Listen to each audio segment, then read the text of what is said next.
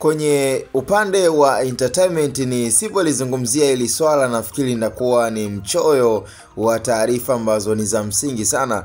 Nafikiri kwa wale wapenzi wa burudani wanamfahamu vizuri Narel kwenye kundi la Navikenzo ambalo linaunganishwa na wasanii wawili ambaye ni Narel pamoja na Aika. Yani huku Narel akiwa kama producer na msanii, lakini pia Aika akiwa kama msanii, na hawa wote bwana ni best couple ambayo ina zaidi ya miaka 10.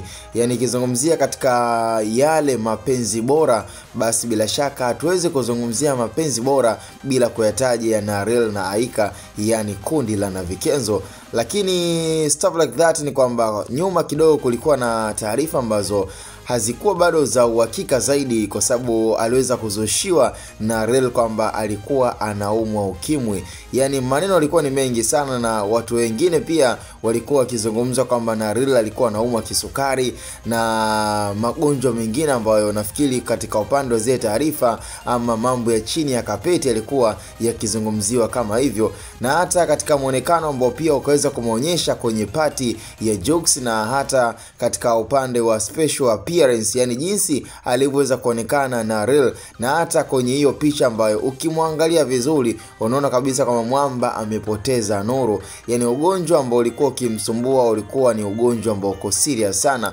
Lakini tutoke kwenye issue ya ukimwi na twende kwenye ugonjwa ambao nafikiri kuna watu walijaribu kutuletea taarifa za chini kwamba pengine mwamba alikuwa anaumwa kisukari, na ndo maana imeweza kumchukua na hata mwili wake kama unavyoweza kuona ni mwili ambao hata kwa wale wapenzi mashabiki wanaokubali mziki wa Navikenzo wameweza kusikitishwa na kuumizwa sana na jinsi alivyoweza kuonekana Narel katika muonekano wake mpya. Lakini tutoke huko, na haijalishi kama mwamba atakuwa anaumwa ugonjwa gani ama alikutwa na kisanga gani, lakini sisi cha msingi tunaendelea kumwombea. Lakini ni mtu ambaye tunafahamu bora uwezo na jinsi alivyojitahidi kuwakilisha vyema katika Bongo Flava na katika muziki ambao amekuwa akiufanya kama best producer na kama msanii wa kuweza kujitegemea na kundi la Navikenzo, na wakiwa tena kama best couple